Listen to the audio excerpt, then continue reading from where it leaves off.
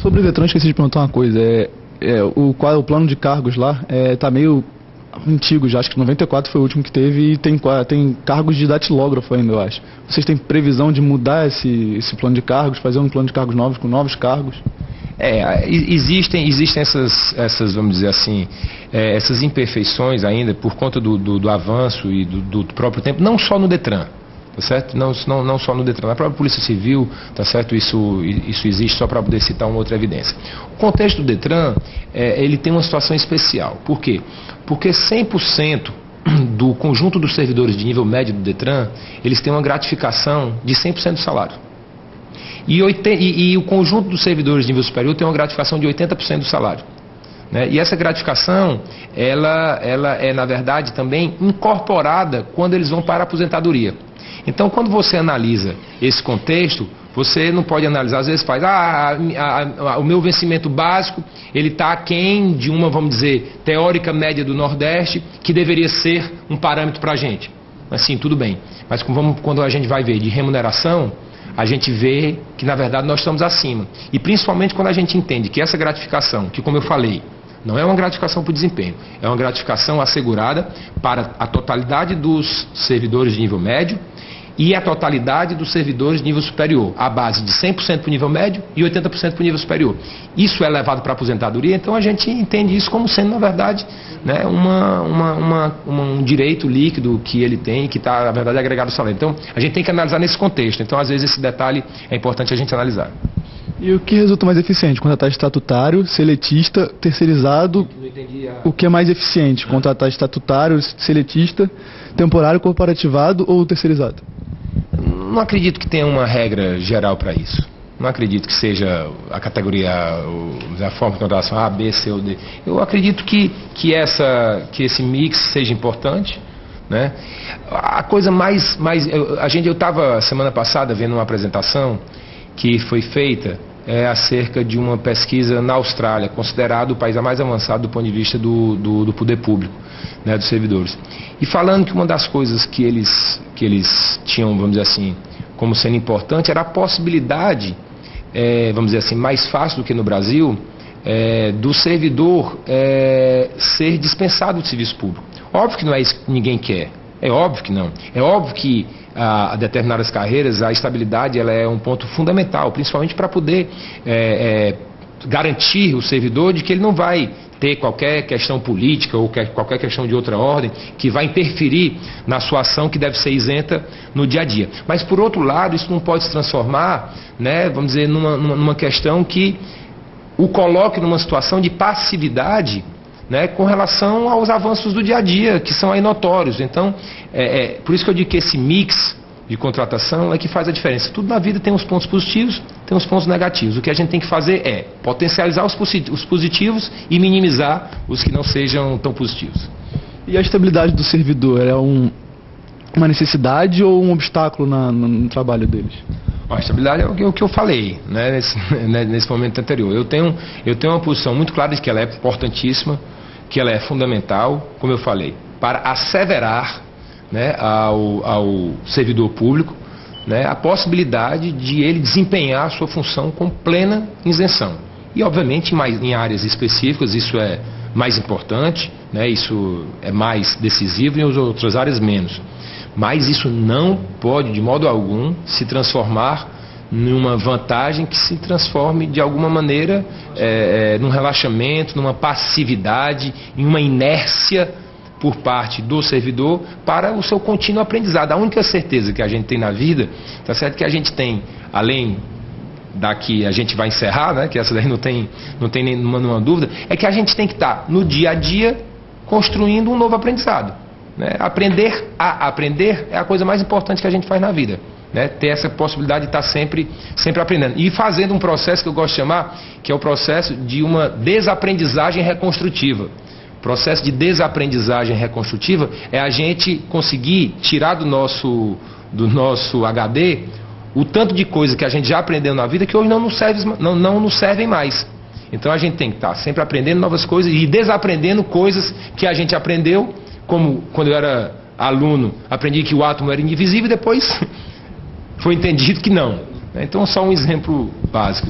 E a saúde pública no Brasil inteiro, ela está uma decadência absurda. Então, eu queria saber como é que o governo do Ceará pretende fazer para não deixar que a saúde do estado fique tão ruim como está no país inteiro.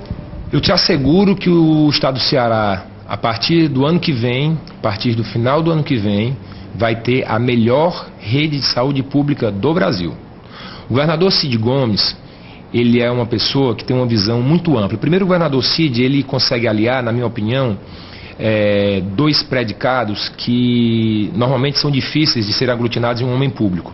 Primeiro, que é um político muito perspicaz, um político muito inteligente e um gestor extremamente eficiente, eficaz e competente. Então, esse binômio, né, faz com que a gestão do governador Cid Gomes seja essa gestão de referência que o é.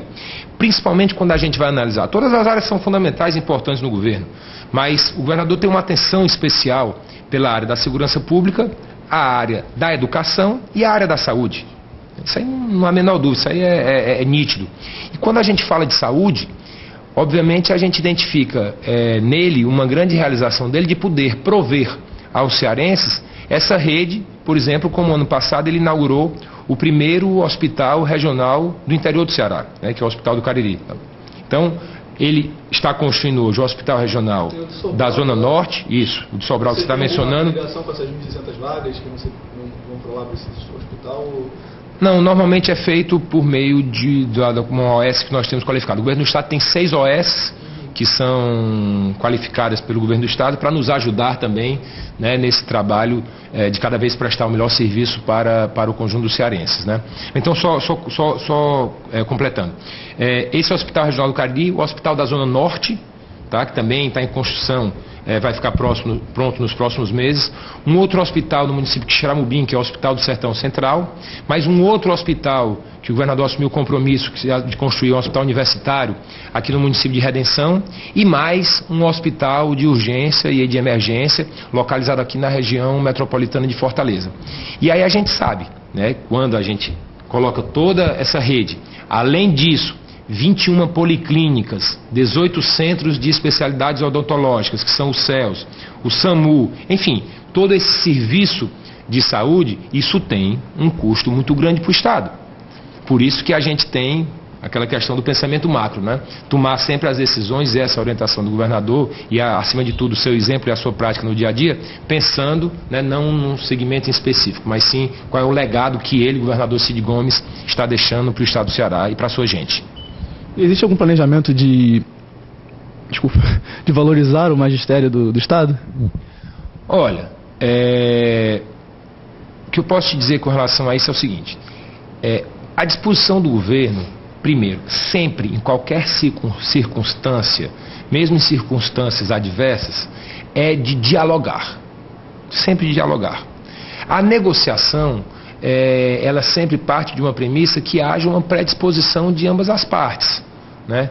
A gente não pode, vamos dizer assim, endurecer a discussão quando a gente está identificando que simplesmente uma determinada, identificando que um determinado pleito que a gente considera que seja imprescindível, ele não venha a ser atendido. Nem a gente pode também achar que determinadas decisões judiciais, elas só devem ser cumpridas à medida do que elas favoreçam e fortaleçam as teses que a gente acredita que sejam as teses que devam prevalecer. Então, partindo dessa premissa, eu posso te assegurar, estive presente com o governador diretamente recebeu várias vezes o Sindicato da Educação, a APEOC, no caso específico, e sempre ele conduzindo o diálogo, ele, governador, colocando as opções, determinou que a secretária da Educação, a professora Isolda Sela, o secretário da Fazenda, o professor Mauro Filho, e eu, Eduardo, como secretário de Planejamento e Gestão, nós nos reunimos, nós passamos dias e mais dias reunidos, discutindo, estudando cenários, porque quando a gente fala da educação, a gente está falando de um peso enorme na folha de pagamento do Estado, né? Obviamente. Então, isso tudo foi muito discutido, isso foi apresentado, isso foi discutido com os educadores. Então, a disposição do governador sempre é de pagar o melhor possível, mas dentro do limite do que é possível. Ninguém pode trabalhar num parâmetro que seja fora da realidade. Nem o governador pode, como gestor, com a sua consciência alargada, ele privilegiar uma determinada categoria, por mais importante, e obviamente essa o é de forma determinante, em detrimento do conjunto das demais. Então esse é o peso e a medida, e eu diria assim, é o dia a dia, muitas vezes não parece, mas sem dúvida é sofrido do gestor que tem essa responsabilidade, né, de gerir ali o dia a dia que vai repercutir na vida daqueles milhões de pessoas, no caso do Ceará, 8,5 milhões de pessoas a curto, médio e a longo prazo. E a Secretaria de Fazenda, ela está aparelhada para evitar a sonegação fiscal, para arrecadar mais, para investir em concursos públicos ou em outras coisas para o Estado?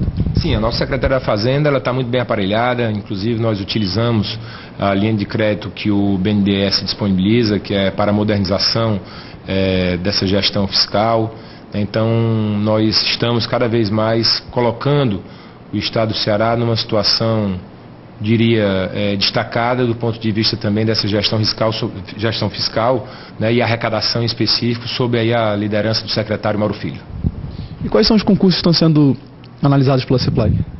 Bom, são esses concursos que eu te falei, né? Basicamente são esses momentos. Obviamente existem outras demandas, que aí elas ainda estão sendo internamente discutidas, que a gente não tem condição agora de conversar, né? Porque a gente só tem condição, obviamente, de divulgar.